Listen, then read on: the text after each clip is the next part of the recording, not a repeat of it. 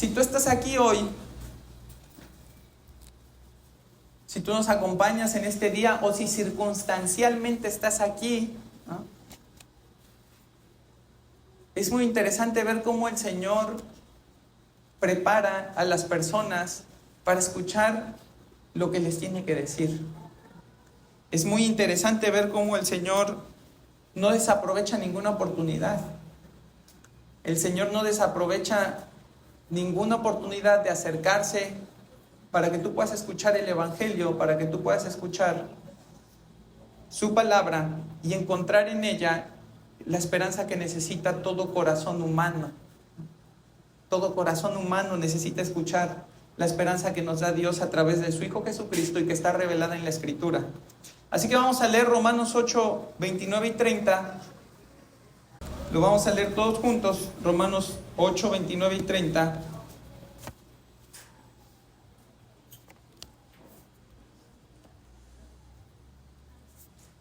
Dice la Escritura: porque a los que antes conoció, también los predestinó para que fuesen hechos conforme a la imagen de su Hijo, para que Él sea el primogénito entre muchos hermanos.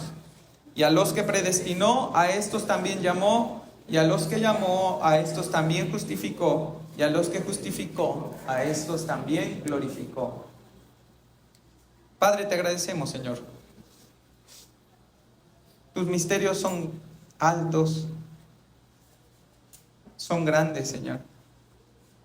Son cosas sublimes que nuestra mente humana lucha por comprender, pero que en tu gracia y misericordia nos das de un corazón que puede abrazarse de esta palabra, puede creerla, Señor, y puede vivir por ella, no para nuestra gloria, no para nuestra satisfacción, sino para tu gloria, Padre, a fin de cumplir los propósitos eternos, los cuales tú has designado desde antes de la fundación del mundo para nosotros, Padre. Que tu Espíritu Santo nos guíe a la comprensión de esta palabra, que en ella seamos instruidos, que en ella seamos convencidos, Señor, de qué es lo que tú quieres de nosotros, y que recibas tú el fruto, que recibas tú la honra, que recibas tú la gratitud por todo lo que has hecho en nuestras vidas. Nos ponemos en tus manos en el nombre de tu amado Hijo Jesucristo. Amén. Bien, pues la semana pasada comenzamos a estudiar este pasaje y nos sumergimos primero que nada allí en la Escritura para ver cómo la misma palabra y Dios mismo nos dice que para comprender las cosas que son del Espíritu no son suficientes las cosas de la carne. No es suficiente el conocimiento de hombres, no es suficiente la capacidad de hombres para entender las cosas que pertenecen al Espíritu Santo, para entender las cosas que son divinas. Las disposiciones de Dios son disposiciones que no nacen de corazón de hombre. No es el Creador quien está tratando de comprender a sus criaturas, Él ya las conoce, Él las creó, Él sabe qué les puso y Él sabe qué no les dio. No es el Creador tratando de descifrarnos, a ver cómo somos, ¿no? ¿Cuántos años se tardó la humanidad en descubrir el famoso mapa del genoma humano, ¿no? El Señor lo creó, Él lo supo desde siempre. Somos nosotros, somos sus criaturas quienes estamos tratando de conocerle a Él. Por consiguiente, y en el afán de conocerle tal cual Él es, tal cual se revela, debemos negarnos, y eso era lo que decíamos enfáticamente el domingo pasado, debemos negarnos a la tentación de encuadrar a Dios en los términos de nuestra humanidad y dejarle a Dios ser el Dios soberano y eterno que Él ya es. Y remataba en esa primera parte la sesión diciendo que nuestra mente nunca deberá ser la jaula que trata de contener y explicar a Dios, sino el recipiente en el cual rebosa ese conocimiento de Él al grado de derramarse, al grado de decir, no puedo contenerlo más, ¿no? Es demasiado conocimiento para mí, es demasiado alto, es demasiado sublime. Y luego llegamos a Romanos 8:29, donde vimos que a la luz de la Escritura, Dios conoce de antemano, ¿sí? Y usaba el término griego proginosko, conocer de antemano, ¿no? No en el sentido en el que Dios ve las cosas por adelantado, ¿no? Y como si Dios tuviera que saltar al futuro y ver qué va a pasar, cuando hablamos en términos de la salvación, ¿no? para tratar de identificar quiénes de los que a él escuchan el Evangelio, quiénes van a creer y decir, bueno, como tú creíste, pues entonces tú vas a ser uno de mis elegidos. No es así como lo enseña la Escritura, ¿no? De hecho, la pura idea de que sea Dios quien tenga que esforzarse para hacer coincidir su voluntad con la nuestra es malvada. Es malvado pensar que Dios tiene que hacer coincidir su voluntad con la de nosotros. Que Dios está esperando a ver nosotros qué para entonces poder decidir. No tiene ningún sentido que Dios actúe así. Dejaría de ser Dios si tuviera que esperar de nosotros algo para poder hacer lo que Él quiere hacer. Nosotros vemos eso y lo vemos ¿dónde? Lo vemos con nuestros hijos, ¿no? Nosotros no vemos una relación con un superior así, ¿no? Y menos con Dios. Dios no está esperando. Dios no está ahí a ver qué vamos a hacer, qué vamos a decidir, y con eso, y con base en eso, Él determinar qué va a hacer en su voluntad, ¿no? Rebajar a Dios, obligándolo a ejercer su soberanía en sinergia con nuestra voluntad, le coloca en una posición inferior y por lo tanto en una que no es sostenible. Por lo tanto, preconocer, eso que Dios dice que conoció de antemano, es capacidad exclusiva de Dios. Capacidad exclusiva que Él tiene de conocer a sus escogidos y relacionarse íntimamente con ellos ejerciendo su amor. Ninguno de nosotros puede preconocer a alguien de esa forma. Tú podrías decir, bueno, yo amaré, o lo dijiste en algún momento tal vez, yo amaré con compromiso, con lealtad al hombre o a la mujer que se case conmigo. Y aunque tú estás decidiendo de antemano amar por sobre todas las cosas a alguien, no tienes forma de saber quién será la persona que reciba de ti esa promesa. No podemos nosotros preconocer como Dios conoce, no tenemos esa capacidad. Nuestra capacidad de decisión recae en nosotros y en nuestra determinación de amar, pero nunca recae sobre la otra persona. Porque aun si nosotros decidiéramos amar a alguien, si ese alguien no nos corresponde, de nada valió nuestro preconocimiento, nuestra predeterminación de amarle. Fíjate cómo no tenemos nosotros esa capacidad. Podemos decidir, pues mientras esté en mí, mientras yo pueda, ¿sí? Voy a amar a esa persona, y hacemos un juramento cuando nos estamos casando ahí en el altar, ¿no? En la salud y en la enfermedad, en la riqueza y en la pobreza y todas esas cosas, ¿no? Pero se lo estamos haciendo a alguien que debió de haber correspondido ese amor, ¿sí? Porque nosotros no podíamos conocerlo, ¿no? ¿Cuántas veces vemos nosotros gente que se enamora de otra y aquella que no está enamorada de vuelta, aquella que no le corresponde, ¿cómo se siente? Acosada, ¿no? Y ahí está, a lo mejor encima y una y otra vez tratando de decirle, oye, es que yo te he amado desde siempre. Pues sí, pero yo no. Tranquilo, ¿no? Tranquilo. Entonces fíjate cómo a Dios no le sucede así, y eso es lo que nos está enseñando Romanos. Dios decide amar desde la eternidad a hombres que no le van a amar porque ni siquiera tienen la capacidad de hacerlo. Y dado que Él es soberano, pondrá en nuestros corazones amor hacia Él.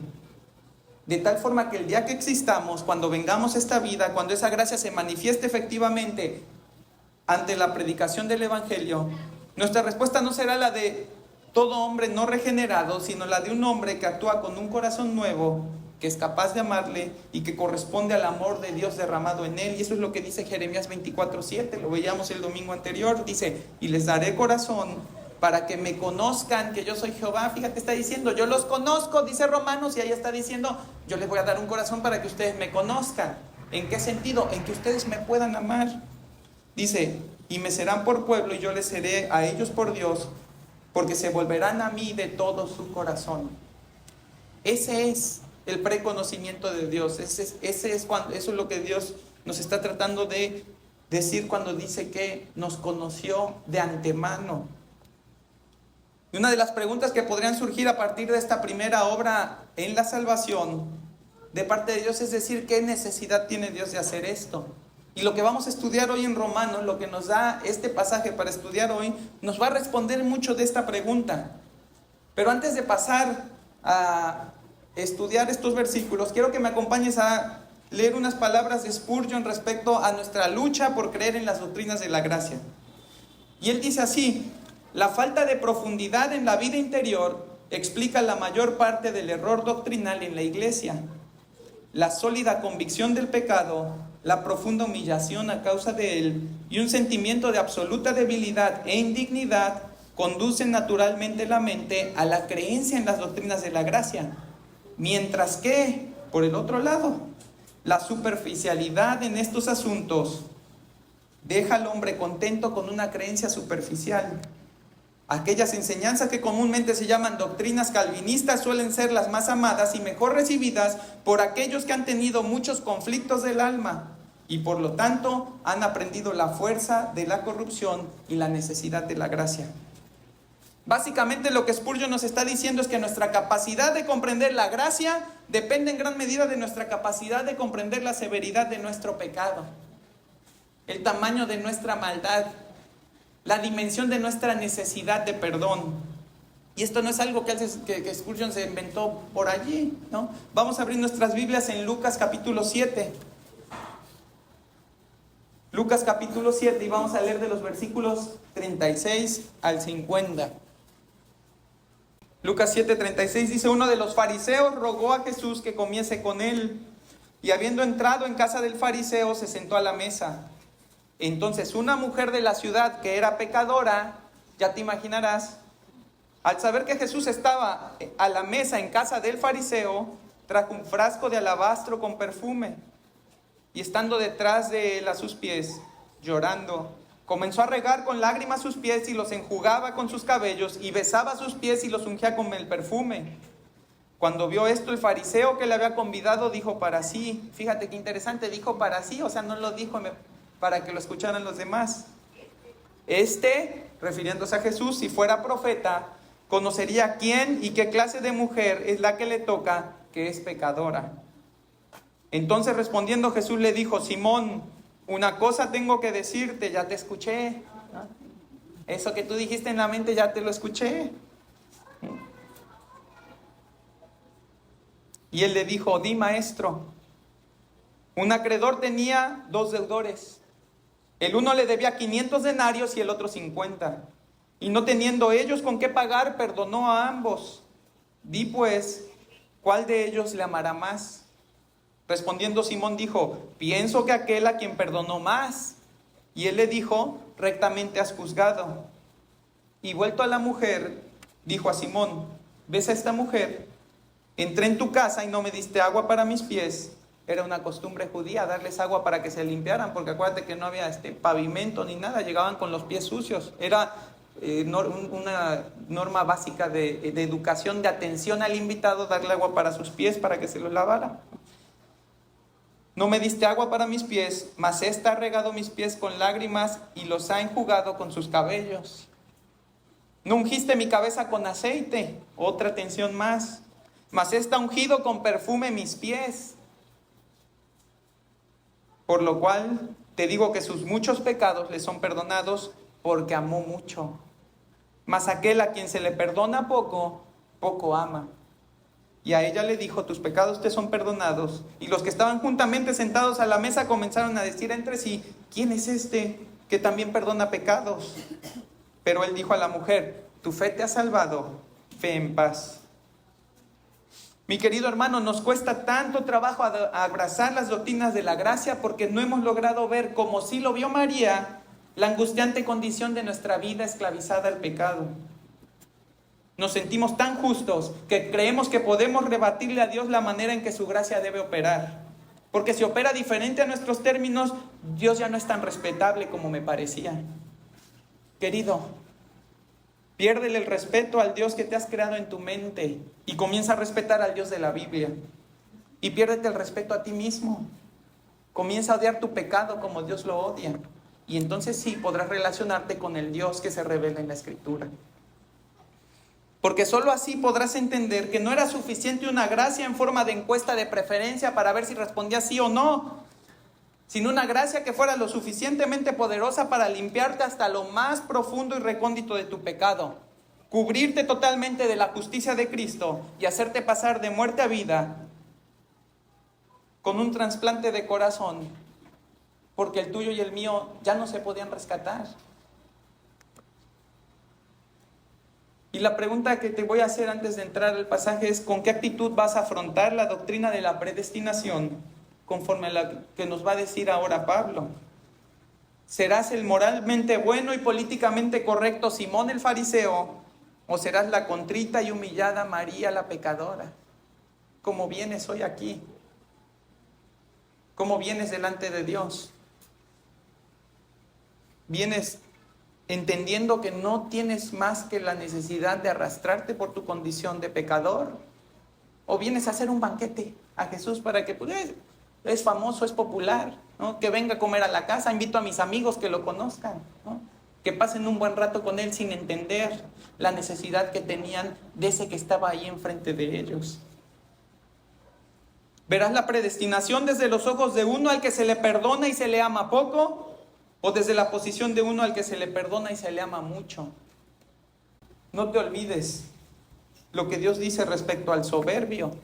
Proverbios 16:5 dice: abominaciones a Jehová todo altivo de corazón, ciertamente no quedará impune. Isaías 13:11 dice: y castigaré al mundo por su maldad y a los impíos por su iniquidad, y haré que cese la arrogancia de los soberbios y abatiré la altivez de los fuertes. Primera de Pedro 5:5 le dice: igualmente jóvenes estén sujetos a sus ancianos y todos sumisos unos a otros, revístanse de humildad, porque Dios resiste a los soberbios y da gracia a los humildes. Así que ¿cómo venimos hoy? ¿Cómo venimos a escucharlo? Venimos con humildad para poder realmente acceder por la gracia del Espíritu Santo a entender lo que Él nos quiere decir, o venimos con soberbia a decir pues que pase el tiempo, ¿no? Que esto se acabe, que nos sigamos con lo que sigue para que ya pueda irme. Y fíjate cómo dice, ya entrando al pasaje, dice: porque a los que antes conoció también los predestinó para que fuesen hechos conforme a la imagen de su Hijo, para que Él sea primogénito entre muchos hermanos. Fíjate qué interesante es que utiliza la palabra también. Está hablando del mismo grupo de personas. A los que Dios ya conoció, a los que Él llamó, a los que ya eligió de antemano, lo que Dios va a hacer es predestinarlos también. Este no es un filtro en el cual unos van quedándose y otros van pasando de nivel. No es como una coladera, ¿no? A ver si pasaste la elección primero y entonces vamos a ver si llegas a la predestinación. No es así. Este es un proceso que ocurre en todos los que son elegidos. Todos los que son elegidos, todos son predestinados. Y si bien en este pasaje encontramos un orden secuencial en el que se nos va presentando esta obra de Dios respecto a la salvación, sería incorrecto pensar que una cosa sucede después de la otra. Preconocer y predestinar son obras que parecen suceder simultáneamente en la eternidad. Ya por el simple hecho de suceder en la eternidad ya están fuera del tiempo. No tenemos que quebrarnos el coco tratando de ordenarlas, tratando de acomodarlas, porque sucedieron en un lugar, en un espacio, ¿sí?, donde no existe el tiempo. De hecho, creo que ni siquiera existe el espacio. Son conceptos que nosotros tenemos que formar para poder comprender algo de Dios, pero Dios no necesita actuar restringido por esas cosas que nosotros sí. ¿Qué es predestinar? Predestinar viene de la palabra griega proorizo, que quiere decir ordenar, destinar o determinar algo de antemano. Es el mismo prefijo que utiliza el preconocer, ¿sí? Pro-ginosco, preconocer, aquí es lo mismo, pro-orizo, predestinar o predeterminar. Hablamos de predestinación cuando se le concede al hombre un destino cierto y absoluto porque ha sido conocido y elegido por Dios.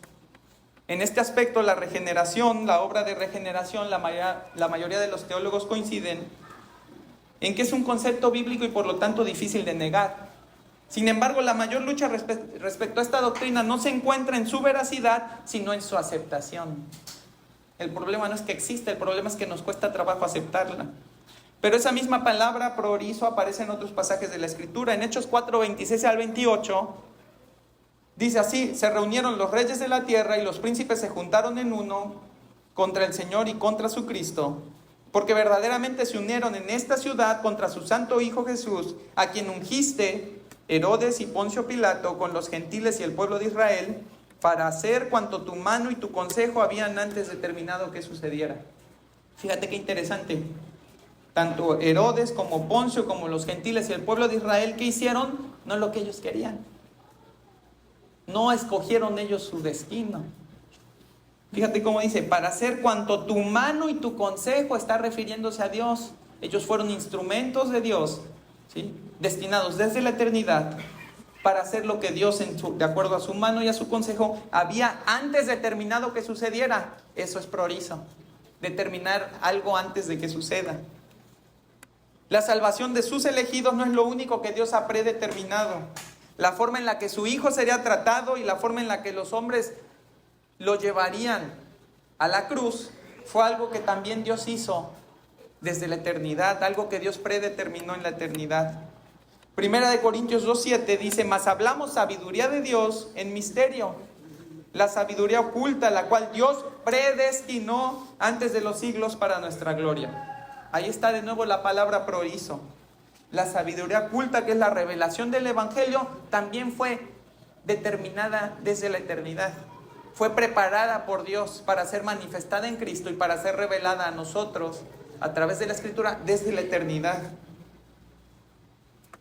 Efesios 1:5 dice: en amor, habiéndonos predestinado para ser adoptados hijos suyos por medio de Jesucristo, según el puro afecto de su voluntad. Otra vez, habiéndonos predestinado, proorizo. Fíjate cómo nuestra adopción no sucede aquí. Dios no nos vio huérfanos después de nacer, Dios nos vio huérfanos desde la eternidad. Dios nos determina a hacernos sus hijos conforme nosotros vamos andando y pareciera, ¿no?, que como que necesitar ahí algún tipo de DIF para identificar quienes andan sin Dios y decir: a este lo voy a salvar y a este lo voy a adoptar. No es así como opera Dios. Dios, que lo conoce todo con anterioridad, que ama con anterioridad, predestina también con anterioridad. Efesios 1:11 dice: en él asimismo tuvimos herencia, habiendo sido predestinados conforme al propósito del que hace todas las cosas según el designio de su voluntad. Fíjate qué interesante que tanto Efesios 1:5 como el 11 dicen: según el puro afecto de su voluntad, según el designio de su voluntad. Una de las respuestas, y no es tan complicado, ¿no? ¿Por qué Dios lo hace así? Porque así lo quiso hacer Él. Porque así le gustó a Él que fuera. Porque así le plació. Y nos indignamos con eso, pero ¿cuántas veces nosotros le decimos a ellos: oye, ¿por qué eso es así? Porque yo digo. ¿A poco no? No nos quebramos el coco teniendo que dar explicaciones. No consideramos incluso muchas veces necesario tener que explicarles por qué algo es así, ¿no? Pero que no lo haga Dios. Que no lo haga el soberano. Nosotros no somos soberanos, pero decimos que no lo haga Dios. ¿Por qué? Porque queremos que funcione no solo como nosotros, ¿no?, sino de acuerdo a lo que a nosotros nos place. Así que gozamos de una gracia que se manifiesta en una elección por parte de Dios y también en la fijación de un destino que es cierto. El pastor MacArthur dice lo siguiente: el evangelismo moderno deja a las personas la idea de que la salvación se basa en su decisión por Cristo, cuando en realidad la salvación se basa en la decisión de Dios por ellos. Fíjate qué interesante es. Cómo cambia el enfoque. Cómo no es nosotros tratando de verlo hacia arriba y diciéndole a Dios cómo tiene que funcionar, sino Dios viendo hacia abajo, desde la eternidad, y diciendo cómo es que esto iba a funcionar. Hechos 13:48 dice: los gentiles oyendo esto se regocijaban y glorificaban la palabra del Señor. Y fíjate que dice: y creyeron todos los que estaban ordenados para vida eterna. ¿Quiénes son esos? Los predestinados. Ya estaban ordenados, esos fueron los que creyeron.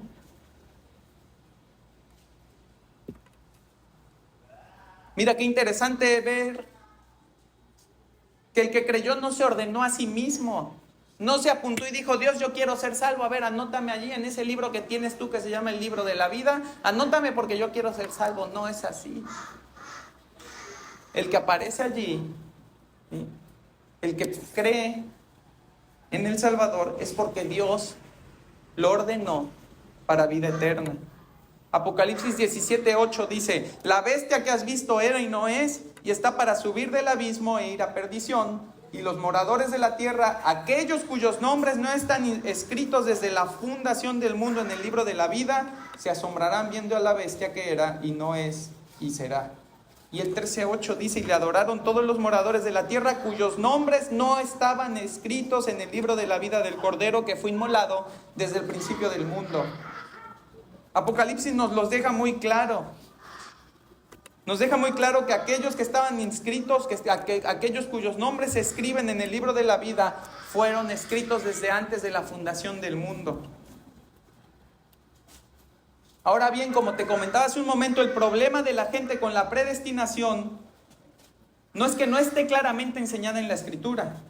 Más bien el problema reside en nuestros corazones, donde la idea de no estar en control de nuestro destino, no estar en control de nuestra situación, nos resulta desagradable.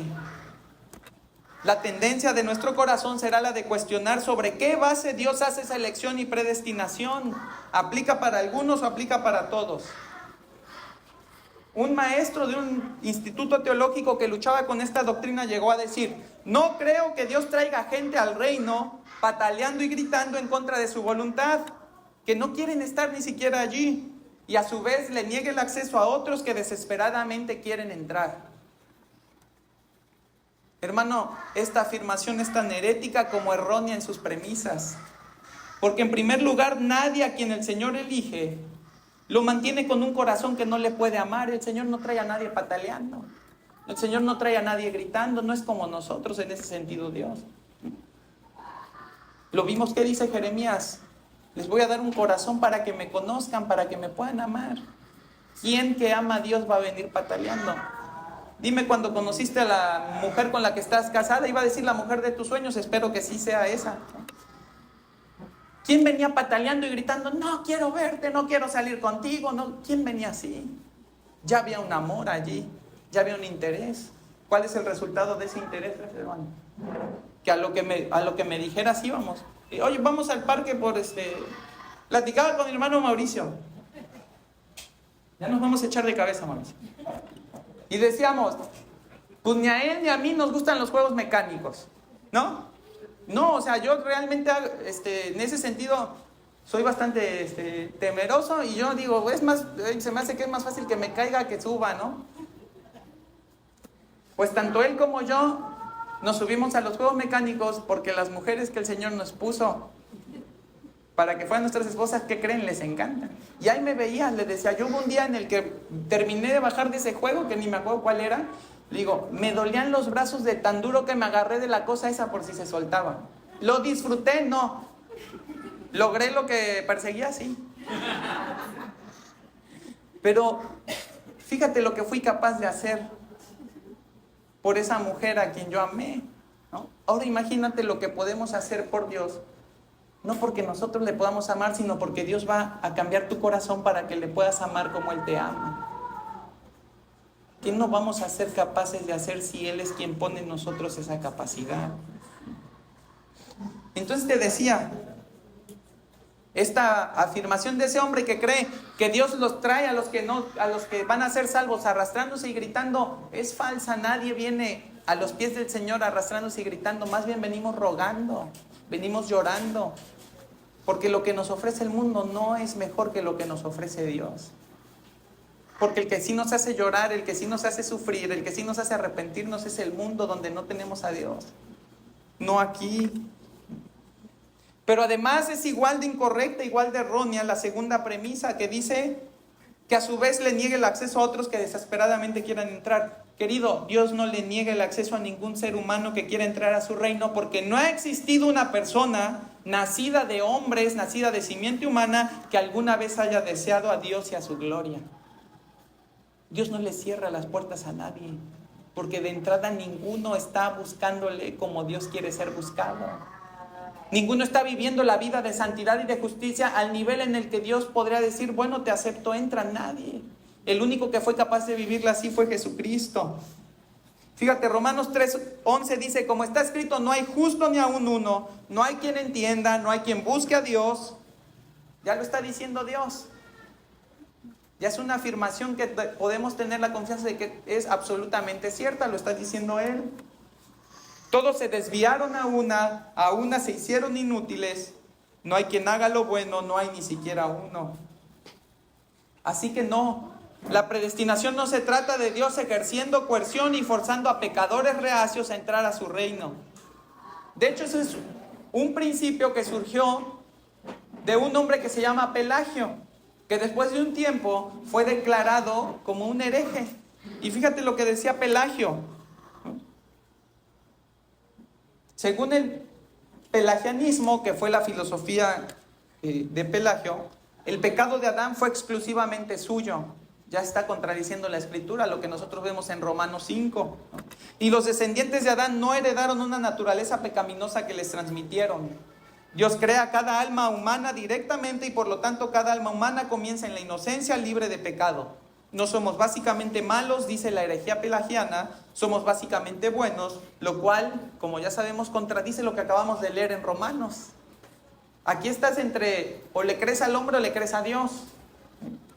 Pelagio también enseñaba que la regeneración no consiste en la renovación de la voluntad, el cambio de corazón del que hemos estado hablando, por una operación interna de la eficacia divina, sino en la iluminación del intelecto por medio de la verdad, la estimulación de la voluntad por las amenazas de la ley y las promesas de recompensas futuras, y por la remisión del pecado a través de la indulgencia divina.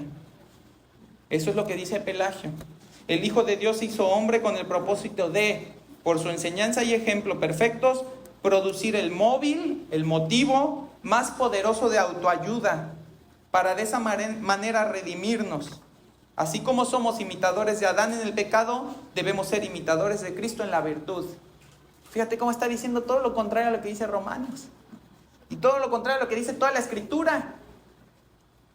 Para Pelagio, cuando basamos nuestra salvación en nuestra capacidad de hacer lo que la Biblia relata, que es una capacidad exclusiva de Dios y del Espíritu Santo, lo que hacemos es propagar en nosotros nuestra capacidad de hacer más bien. Y esta es una doctrina herética. ¿Por qué? Porque si tú puedes hacerlo todo, ¿qué no necesitas? Gracia. No necesitas gracia realmente. Si está en ti la capacidad, si tú puedes hacerlo todo, si tú te puedes determinar, ¿sí?, para obedecer a Dios, entonces no necesitas ningún tipo de gracia. Contrario al pelagianismo surgió el agustinianismo.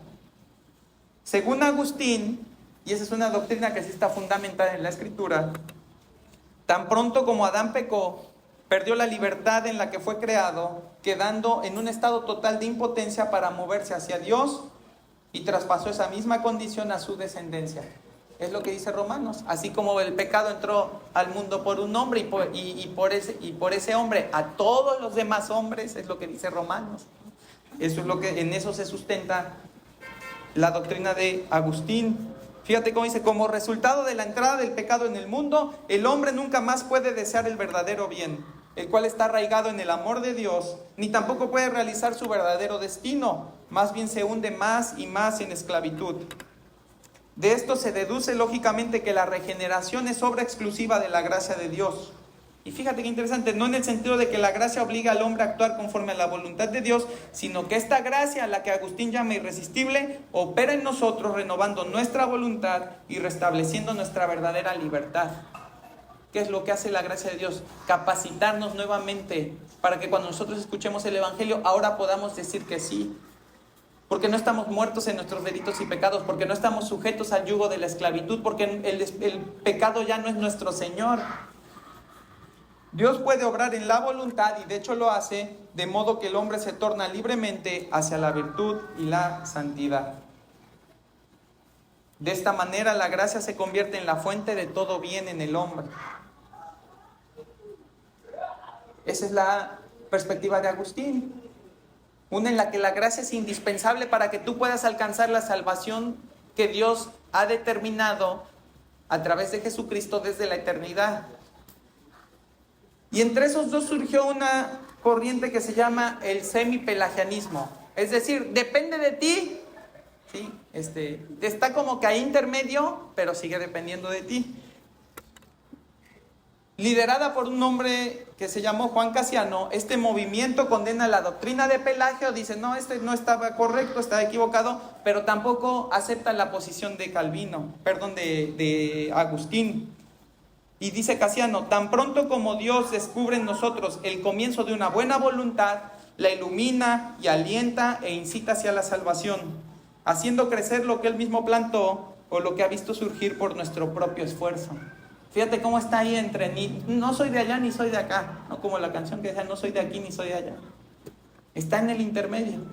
Y dice, bueno, ya sea que Dios ponga algo y brote, o ya sea que nosotros nos esforcemos lo suficiente y nazca, Dios lo que hace es decir, es como que ya se encendió la llamita, pues le voy a echar tantito aire para que se prenda más. Aunque Casiano entiende que la voluntad del hombre está dañada por causa del pecado, aún así disfruta de cierta libertad, en virtud de la cual puede volverse a Dios. El pecador pues no está muerto sino herido. La gracia se manifiesta no como operans, sino cooperans. No es que opere la gracia, sino coopera la gracia con lo que tú quieras hacer. Ese es el concepto semipelagiano. Si se necesita la gracia, sí, pero para darte el empujón que necesitas. Es como las turbinas del avión, ¿no? El avión ya empezó la marcha, pero necesita las turbinas para levantarse tantito, y ya después, ¿qué va a hacer? Bueno, pues ya nada más va necesitando empujoncitos para seguir llegando, ¿no? Todo lo demás lo va haciendo con las alas, con sus propias alas. Para Casiano, la fe precede a la regeneración, mientras que para Agustín la iniciativa divina de una condición previa necesaria para la fe proviene de Dios. El asunto aquí es, y no te quiero confundir, no quiero que te me pierdas allí, el asunto aquí es que tanto el pelagianismo como el semipelagianismo reducen la necesidad de la gracia como requisito previo para la regeneración. Es decir, yo puedo ser salvo y no precisamente voy a necesitar la gracia de Dios. Y ahí dice Efesios, por gracia sois salvos por medio de la fe. Esto no es de ustedes, esto es un regalo de Dios, no es por obras para que nadie se gloríe. No sé en qué libro estaban leyendo cuando se les ocurrió hacer esto, pero lo que estoy seguro es que no estaban leyendo la Biblia. Una perspectiva adecuada de la predestinación es la que nos brinda el teólogo Sproul. Dice, esta perspectiva es claramente monergista. ¿Qué quiere decir? Es obrada por Dios. Pero es monergista en el punto inicial del movimiento del pecador de la incredulidad a la fe. Todo el proceso, sin embargo, no es monergístico. Una vez que la gracia operativa de la regeneración es provista, el resto del proceso es sinergístico. Esto es, después de que el alma ha sido cambiada por la gracia efectiva o irresistible, la persona misma escoge a Cristo. Dios no hace la decisión por él, es la persona la que cree, y no Dios la que cree por ella. Más aún, el resto de la vida cristiana de santificación se manifiesta en ese mismo patrón de sinergia. Lo que está diciendo es, si no hay gracia absoluta de Dios para que tú seas regenerado, para que tú nazcas de nuevo, para que tú puedas poner tu fe en Jesucristo, si no depende de Dios absolutamente eso, no hay forma en la que tú llegues a Dios. Todo lo demás sí necesita de tu voluntad. Todo lo demás sí necesita que tú pongas tu fe en Cristo, que tú creas en Cristo, que tú te arrepientas de tus pecados. Esa parte sí necesitas hacerla tú, pero esa no puede venir si no ha sido Dios el que primero ha puesto en ti un corazón regenerado. ¿Por qué? Porque como decía hace rato, sin un corazón regenerado uno ve sus pecados, y si te vienen y te dicen, tú estás pecando, ¿qué les vas a decir? Pues primera, ¿qué es pecado? ¿No? Y segunda, ¿quién eres tú para decirme que yo estoy pecando? Si tú ves todos esos videos donde de repente hay un hombre que les está predicando, una de las respuestas más comunes de la humanidad es a través del subjetivismo. Es que para ti eso es malo, para mí no. Tú no puedes decirle a una persona que no tiene un corazón regenerado que tiene pecado, que ese pecado lo condena a la muerte, que esa muerte es la eterna separación de Dios, que no es una muerte placentera, que no es una muerte, una separación eterna de, ¿sabes qué? Pues había un lugar de fiesta A y no te tocó el A, te tocó el B, pero también es fiesta. No es cierto. Es el castigo eterno. Es el lugar de lloro y crujir de dientes. Es el lugar donde el fuego nunca se apaga. El gusano nunca muere. El Gehenna. Si no es por esa obra de Dios en la que regenera tu corazón, a ti te dicen todo eso y dices, pues está bien el cuento, a ver, enséñame dónde es. Pero qué diferente es cuando Dios ha comenzado una obra en ti. Cuando Dios te ha permitido ver tu pecado con la severidad que tiene. Cuando Dios ha transformado tu corazón y ahora pecas y dices, Señor, no es esto lo que quiero sentir. No es esta vida la que quiero vivir. No quiero seguir, ¿sí?, molestándote por mi pecado. No quiero seguir yendo en contra de tu santidad, porque ya no lo amo, ya no me satisface, ya no me siento pleno con eso que antes para mí lo era todo, era lo divertido que eran nuestros fines de semana. Pues ya a lo mejor digo, Para unos y para otros no, pero para algunos habrá sido ir de fiesta, ir con los amigos, hacer cualquier cosa. Para otros era ir a la iglesia, ¿no? Y era igual de malo. ¿Por qué? Porque uno no iba a la iglesia no a buscar a Dios, sino para hacer las obras que uno creía que lo iban a acercar a Dios. Sentirme religioso, sentirme bien, sentirme que a Dios le agradaba todo lo que hacía, ¿no? Entonces, hermano, si no es la gracia la que inicia este cambio, la que hace esta transformación en nosotros, ¿sí? Si no es Dios quien nos elige y nos predestina para recibir esta gracia y vivir una vida que no está en nosotros la capacidad de vivir, entonces no estamos viviendo la salvación conforme a lo que Dios revela en su palabra. Para explicarlo mejor, el propio Sproul hace las siguientes preguntas y dice: ¿Dios manda a todo hombre a venir a Jesús, sí o no? Sí. Dios dice que no quiere que ninguno se pierda, sino que todos procedan al arrepentimiento, ¿no? Ese es el deseo de Dios. ¿Sí? La siguiente pregunta es: ¿Dios le da a todos la capacidad de venir a Jesús? La respuesta es no. Porque Dios no eligió a todos, sino predestinó a todos.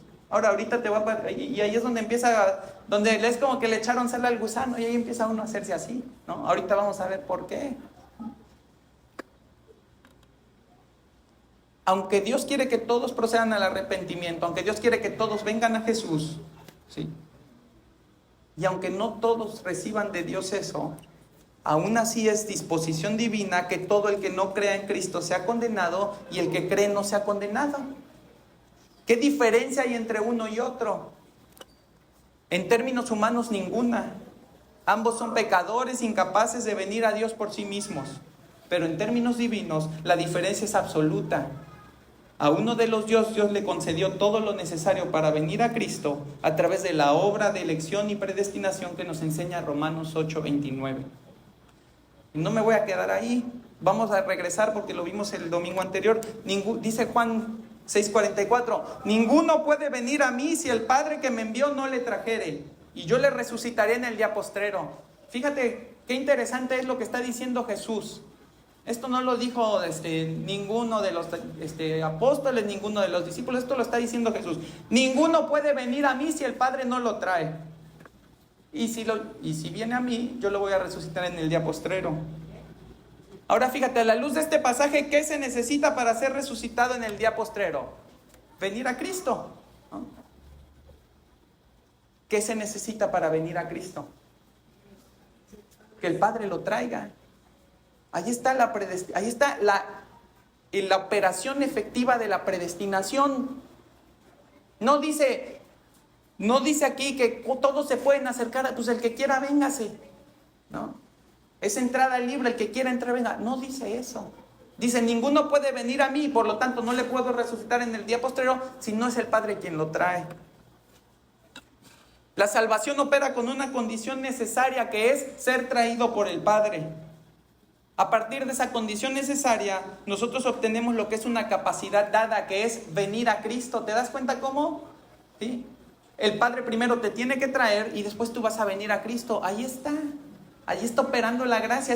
Ese traer del Padre es la gracia, es la regeneración, es darte ese corazón que ahora le puede amar. ¿Qué tienes que hacer tú después de recibir eso? Ir a Jesús. Esa es la parte que tú tienes que hacer. Esa es la parte donde tú pones tu fe en Él. Nadie tiene la capacidad de venir a Cristo sin la condición necesaria, sin que el Padre le traiga. Y la condición necesaria solo se obtiene por gracia, es lo que nos ha estado diciendo. Es lo que nos dice Efesios. Una gracia que es dada con base en el mérito humano no es gracia. Una gracia que es dispensada con base en las buenas obras no es gracia. No hay nada de maravilloso en la gracia cuando se vuelve obligación en vez de regalo. Queremos que Dios trate a todos equitativamente, que todos tengan las mismas oportunidades y que el que quiera lo alcance tan alto como su voluntad se lo permita. Y hemos convertido eso en la versión cristiana del sueño americano, la igualdad de oportunidades. ¿Por qué se quieren ir nuestros paisanos para allá? Porque se les ha vendido la idea de que allá se pueden volver millonarios si quieren. Allá todos son iguales, allá todos tienen las mismas oportunidades. Es relativamente cierto, no es totalmente cierto, pero ese es el sueño americano. Ahora les hemos vendido a la gente, ¿sí?, el sueño cristiano. Todos tienen la misma posibilidad de venir a Dios. Todos tienen las mismas oportunidades de venir a Dios, ¿no? No es así como Dios determinó dispensar la salvación para los hombres. Y ahora te voy a hacer una pregunta. ¿Pudo haberlo Dios hecho diferente? ¿Pudo haber Dios dicho, ¿sabes qué? No, pues sí lo voy a hacer. Que el que quiera llegue, y el que no quiera, pues que no llegue. Y yo voy a ser democrático y aquí pues los voy a estar esperando. ¿Cuántos crees que hubieran llegado? ¿Cuántos crees que hubieran llegado? Ninguno. ¿Qué es lo que nos está enseñando Pablo a través de la ley? Dice que por medio de la ley ninguno pudo llegar a Dios. ¿Qué pasó con su pecado? Sobreabundó, se hizo más grande. Cuando Dios les dio la ley para que vieran cómo tenían que vivir para llegar a Dios, ¿qué crees que pasó? En vez de pegarse más a la ley, se alejaron más. En vez de vivir más como Dios quiere, empezaron a vivir más alejados de la forma en la que Dios quería que vivieran. Pero además, ¿no?, creo que Dios no hubiera podido hacerlo así, porque eso hubiera sido contradictorio para muchos de los atributos divinos de Dios. Y uno de los atributos de Dios es que Él no se contradice.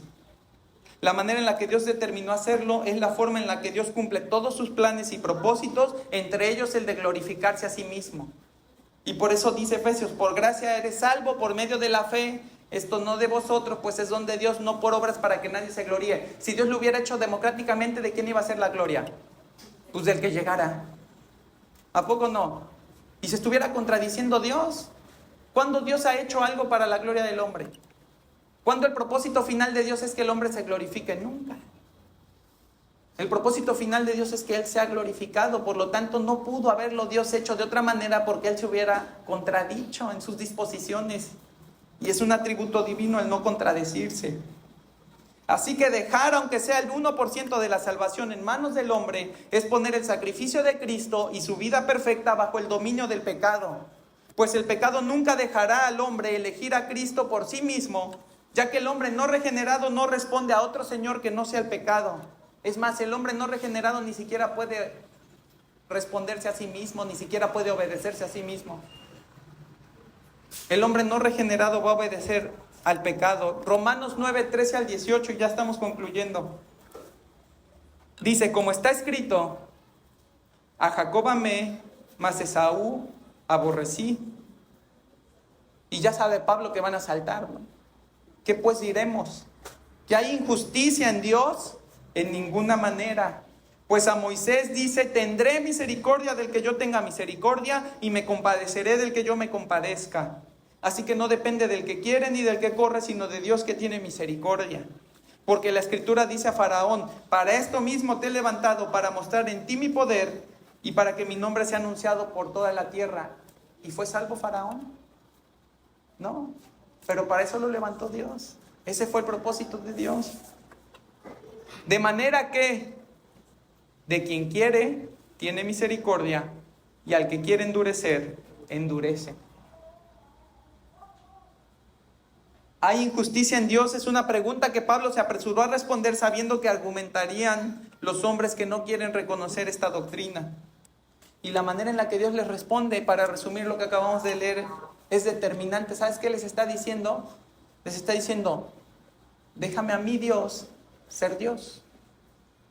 No te tengo que dar razones para determinar por qué quise hacer las cosas así. Yo amo al que quiera amar. Yo tengo misericordia de quien quiera tenerla. No somos nosotros más misericordiosos que Dios.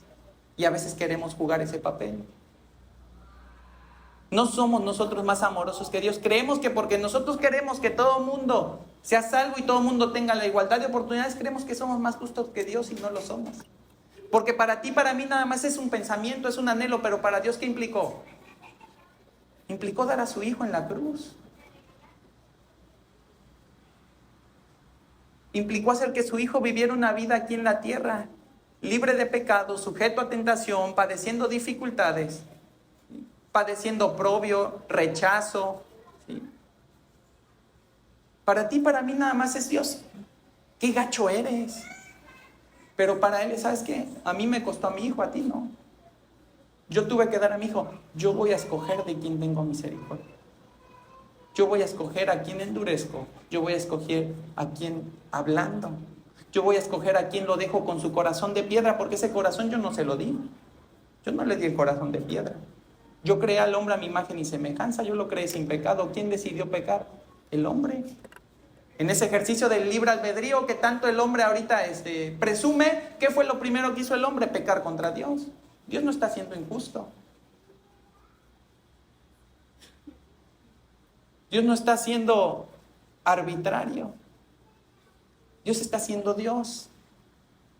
Porque Dios no tendría la obligación de darle a nadie gracia y misericordia. Y Dios siendo Dios lo que está haciendo es decir, pues a uno los voy a salvar. Ninguno merece ser salvo, pero a uno los voy a salvar. Esos unos que voy a salvar no se van a poder salvar por sí mismos. Es como bebés en el mar. Tú dices, pues le voy a echar un salvavidas y que se agarre. ¿Qué se va a agarrar? Y digo, bebés es, por decirlo muy lindo, es como cadáveres en el mar. Eso es lo que dice Efesios, estábamos muertos en nuestros delitos y pecados.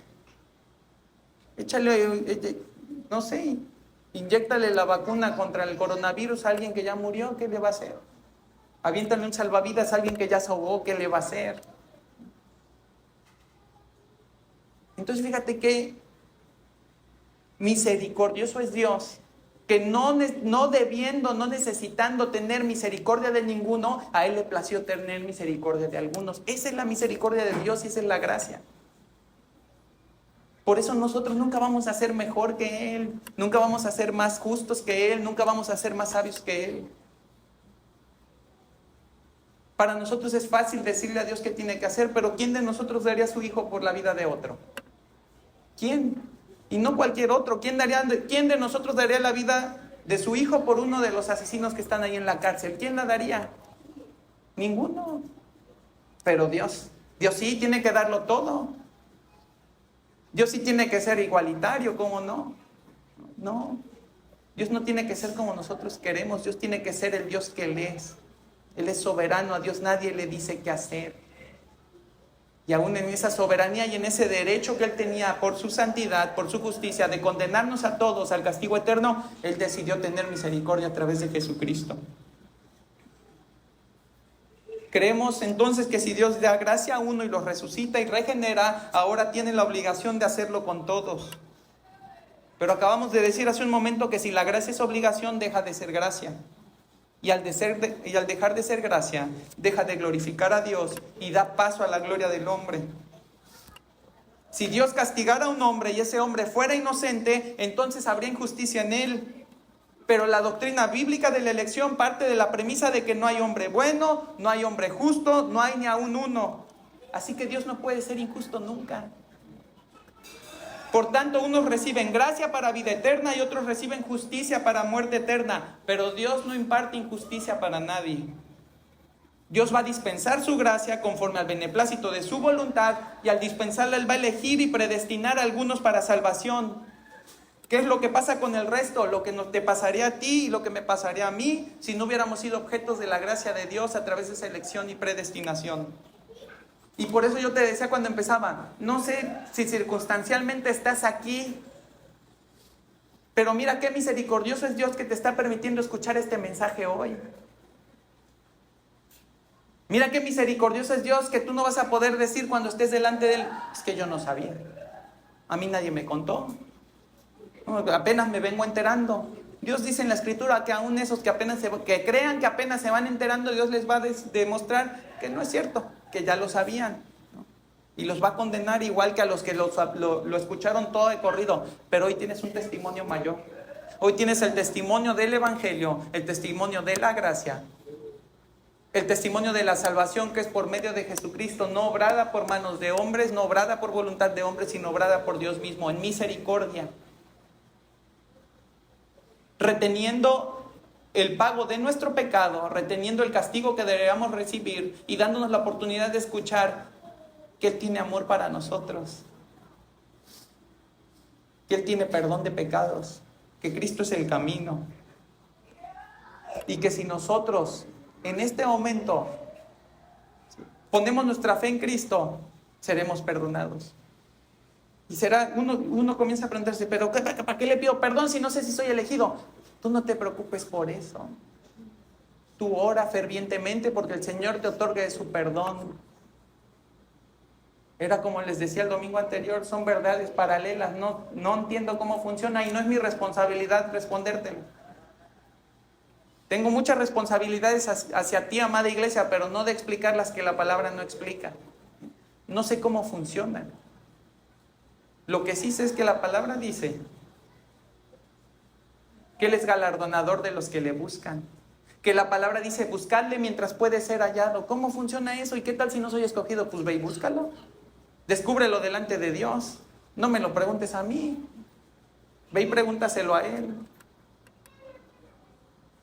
Y que Dios te responda a la pregunta. Y que veas el efecto de esa respuesta en tu vida. Y que te des cuenta si en verdad hay en tu vida fe que justifica o no la hay, pero hazlo delante de Dios. No lo puedes hacer aquí, no lo puedes determinar aquí entre nosotros, no lo puedes determinar nada más escuchando un mensaje.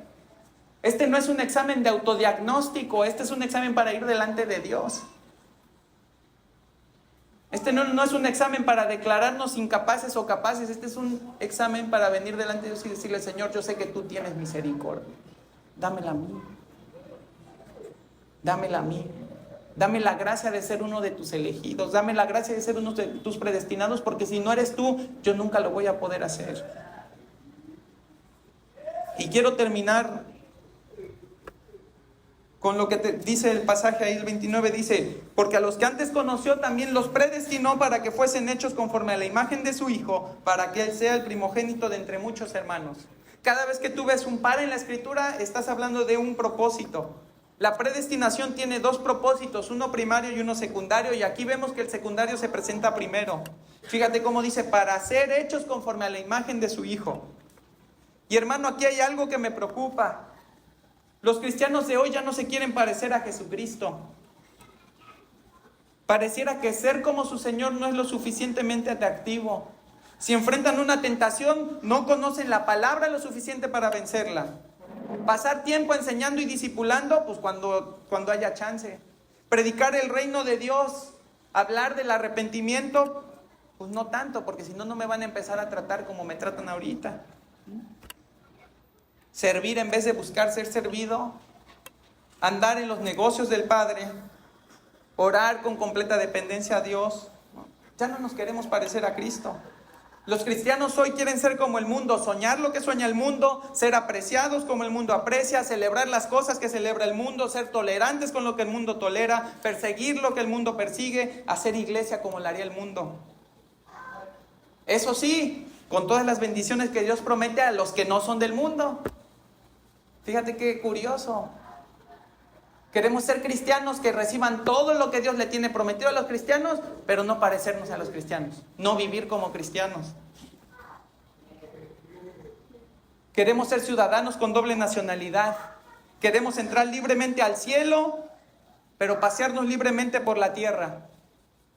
Queremos los placeres carnales del reino de Satanás y las riquezas espirituales del reino celestial. ¿Qué disparate es ese? Queremos ser cristianos sin parecernos a Cristo. Queremos ser cristianos que disfrutan de la carne en lugar de luchar contra ella. Fíjate qué dijo Jesús en Mateo 6:24. Dice, ninguno puede servir a dos señores, porque o aborrecerá al uno y amará al otro, o estimará al uno y menospreciará al otro. No puedes servir a Dios y a las riquezas. Fíjate que está diciendo, no puedes, no es tu capacidad. No, Dios no te va a aceptar así. ¿Cuál es el mayor mandamiento? Amarás al Señor tu Dios con todo tu corazón, con toda tu alma, con toda tu mente y con todas tus fuerzas. En el momento en el que tú pones un poco de ese amor en el mundo, ya no estás amando con todo. Ya no es un amor que al Señor le satisfaga. Ya no es el amor que Él está esperando de nosotros. Segunda de Timoteo 2:4 dice, tú pues sufre penalidades como buen soldado de Jesucristo. Ninguno que milita se enreda en los negocios de la vida a fin de agradar a aquel que lo tomó por soldado. Fíjate cómo dice, ninguno que milita se enreda en los negocios de la vida, no anda viendo qué hace aquí en el mundo, no anda viendo cómo disfruta de este mundo, de cómo disfruta de los placeres terrenales. Primera de Juan 2:15 dice: no ames el mundo ni las cosas que están en el mundo. Si alguno ama el mundo, me voy a poner el micrófono aquí, el amor del Padre no está en él. Si alguno ama el mundo, el amor del Padre no está en él. No lo digo yo, lo dice Él. Lo dice Él, que te quiere llevar a ti a su presencia. No puedes servirle a dos señores. El propósito de tu predestinación no es para que disfrutes con más plenitud de este mundo que se está deteriorando, para que puedas deleitarte en tu pecado sintiéndote menos culpable. No es el propósito de Dios. El propósito de Dios es que seas conformado a la imagen de su Hijo. ¿Qué tanto estamos siendo conformados a la imagen de Cristo? ¿Qué tanta certeza podemos tener de que hemos sido elegidos y predestinados por Dios? Cuando nos vemos al espejo, vemos más a Cristo. Veo que soy menos iracundo, veo que controlo más mis arranques, veo que le hablo mejor a las personas, veo que selecciono mejor mis palabras para no lastimarlas, no herirlas, no destruirles. Busco servirlas, busco ponerlas a ellas por delante de mí. No que toda la gente me esté sirviendo y que toda la gente ande viendo qué necesito, que a los hombres en nuestra carne nos encanta. Nos encanta tener el negocio lo más grande que se pueda para sentir que tenemos nuestro ejército de minions, ¿no? Nos encanta ser el jefe de la oficina. ¿Por qué? Porque si soy el jefe ya no les tengo que servir. Ahora sí yo les puedo pedir todo. Nos encantan las posiciones altas. Pero ¿qué dice? El Hijo del Hombre no vino para ser servido, sino para servir y dar su vida en rescate por muchos. ¿Cómo te estás conformando a la imagen de Cristo en eso? ¿Qué tanto estás buscando servir en vez de ser servido? ¿Qué tanto ven tu esposa y tus hijos a Cristo en ti? ¿Tu iglesia te ve crecer en fe, madurar en tu pensamiento, luchar contra tu pecado como alguien que busca imitar a Cristo? ¿Has sido predestinado por Dios desde la eternidad para ser hecho a la imagen de su único Hijo? ¿O estás jugando a la fiesta de disfraces que los cristianos de hoy juegan? Mientras estoy en la iglesia, que me parezca a Cristo, saliendo de ella ya me puedo quitar el disfraz. Queridos, si tu vida no está cumpliendo el propósito de la predestinación, que es ser conformados a la imagen de Cristo, ¿qué seguridad hay de tu destino eterno? Pon a trabajar tu voluntad bajo la influencia poderosa del Espíritu Santo y vive esa transformación tan preciosa, porque no solamente te hace un mejor creyente, sino que además cumple el propósito primario de la predestinación. ¿Cuál es el propósito primario? Dice, para que Él sea el primogénito entre muchos hermanos. La finalidad de nuestra predestinación es exaltar al que merece la gloria. Tu semejanza, tu Salvador, que refleja la eficiencia de su obra redentora, es el testimonio más grande que el mundo puede recibir de que Cristo es Dios y que Cristo es el único camino. Mientras más se parece tu vida a la de Cristo, menos pretextos tienen para decir que Dios no es real, para decir que Cristo no es el Mesías, para decir que el perdón de pecados no es necesario. Cuanto más te conformes a la imagen de tu Redentor y crezcas en estatura de Él, más gloria recibe Dios por hacer una obra que nada ni nadie puede destruir o detener. En tu vida se manifiesta la gracia efectiva y operativa de Dios, de tal manera que aquel que la ve y no la tiene, no le queda más que reconocer que Dios es quien dice que es y hace lo que dice que hace. Por eso es importante que tú vivas en esa santidad, porque cuando tu vecino te ve, te dice ¿qué fue lo que le pasó? ¿Qué le picó? Era bien gritón, se peleaba todo el tiempo con la mujer, ¿no? Ahí se escuchaban los portazos, dice el vecino, ¿no? Tuve que repellar varias veces, varias grietas, porque todo el tiempo era pleito. Pues no sé qué pasó, pero ahora los veo que salen los domingos apurados y ya no estoy escuchando gritos. ¿Qué fue lo que pasó? Es la gracia efectiva, es la gracia operativa de Dios transformando las vidas. Y ese es el testimonio que glorifica a Cristo y que glorifica al Padre. Que Cristo sea el primogénito entre muchos hermanos significa que Él tiene la preeminencia en nosotros para glorificarse a través de nosotros. Y eso, querido hermano, es la finalidad última de la predestinación, la gloria absoluta de Cristo. Por eso es necesario que seamos predestinados, porque si fuera por nosotros no le daríamos nada de gloria. No tendríamos que ofrecerle a Dios. No tendríamos de qué manera decirle a la gente, mira lo que Dios hace, mira cómo he cambiado, porque seguiríamos siendo igual que siempre. Colosenses 1:15 al 20 dice, y con esto termino, Él es la imagen del Dios invisible, el primogénito de toda creación, porque en Él fueron creadas todas las cosas, las que hay en los cielos y las que hay en la tierra, visibles e invisibles, sean tronos, sean dominios, sean principados, sean potestades, todo fue creado por medio de Él y para Él. Y Él es antes de todas las cosas y todas las cosas en Él subsisten. Y Él es la cabeza del cuerpo, que es la iglesia, el que es el principio, el primogénito de entre los muertos, para que en todo tenga la preeminencia. Por cuanto agradó al Padre que en Él habitase toda plenitud, y por medio de Él reconciliar consigo todas las cosas, así las que están en la tierra como las que están en los cielos, haciendo la paz mediante la sangre de su cruz. Así que ese es el propósito final de ser predestinados. No que nos hagamos pelotas y que vemos si Dios lo está haciendo bien o mal, no. El propósito es que termines glorificando a Cristo en todo.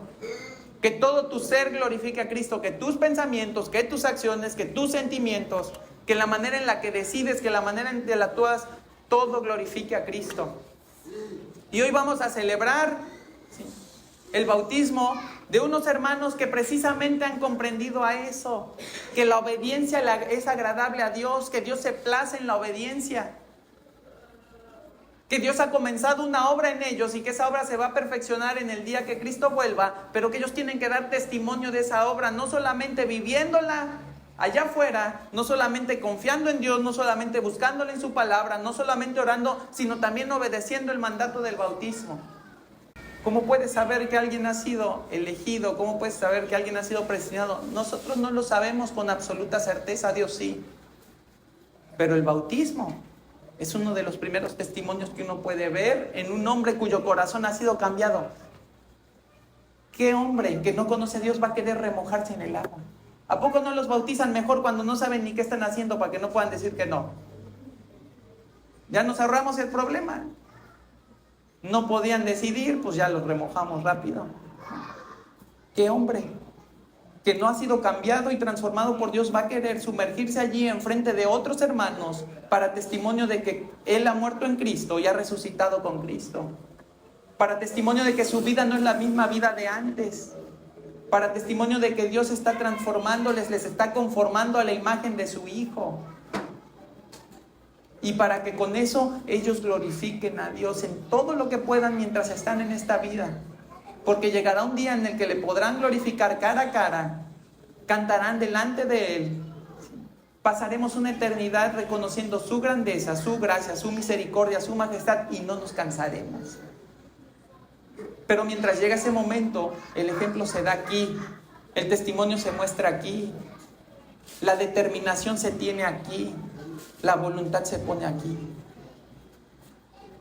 Porque si Dios ya ha operado por su gracia una regeneración en nuestras vidas, ahora nosotros tenemos que tomar la cruz y seguir. Tomar la cruz y seguir. Va a costar trabajo. Va a costar trabajo, hermanos que se van a bautizar, les va a costar trabajo. No va a ser más fácil, ¿no? De hecho, que suele ser más difícil, porque ahora Satanás sabe que ustedes quieren dar testimonio de Jesús, y ¿qué va a hacer? Pues ahora sí va a sacar la artillería pesada. Ahora sí va a decir, pues no lo logré mientras no se comprometía, ahora tengo que ver cómo lo hago. ¿Para qué? Para que decaiga en su fe, para que decaiga en su compromiso. Pero ¿sabes qué? Dios es fiel. Tu perseverancia no depende de ti. Claro que tienes que poner toda tu voluntad, pero no depende de ti, depende de Él. Por eso es tan importante que entendamos la predestinación. Porque yo puedo descansar, como dice Filipenses, que el que comenzó en mí la buena obra la va a terminar hasta el día de Jesucristo. No dice que yo la voy a terminar, dice que Él la va a terminar. Así que, hermanos, vamos a dar paso en esta tarde a celebrar los bautizos de nuestros hermanos que están aquí. Les voy a pedir que por favor nos pongamos de pie.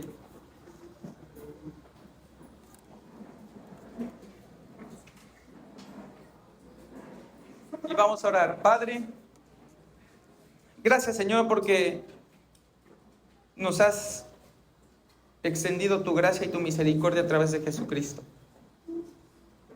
No merecíamos más, Señor. No había nada bello en nosotros. No volteaste a la tierra, Señor, y viste hombres que te estaban buscando, hombres que estaban alejándose de su pecado, luchando contra su maldad con tal de agradarte. Padre, viste todo lo contrario. Y viendo eso, Señor, tú determinaste en la eternidad escoger a unos, cambiar el corazón de algunos, darles un nuevo destino y hacer en ellos una obra que no tiene manera de explicarse humanamente, Señor. Gracias, Padre. Que si alguno de los que está aquí aún no ha puesto su fe en Jesucristo, que esta sea la tarde, Padre, que este sea el momento. Si alguno cree que la ha puesto, Señor, pero no te obedece, no anda en tus caminos, no te busca, Señor, con sinceridad, que este sea el momento, Padre. Porque tú estás cerca, Señor. Nuestros días están contados. No sabemos si mañana hemos de despertar, Señor. Lo que sí sabemos es que hoy tú nos has hablado a través de la palabra y nos has dado testimonio de que tú tienes suficiente misericordia y gracia para darnos salvación, Señor. Ayúdanos a ver nuestro pecado con la severidad que tiene, Señor. Ayúdanos a amar mucho porque entendemos que se nos ha perdonado mucho, Padre. Y que de esa manera te glorifiquemos todos los días de nuestra vida hasta que podamos hacerlo cara a cara, Padre. Sin velo, sin nada que nos separe, sin un cuerpo, Señor, que nos arrastre al pecado. Te bendecimos y te glorificamos. Te agradecemos por tus misericordias en el nombre de tu amado Hijo Jesucristo. Amén.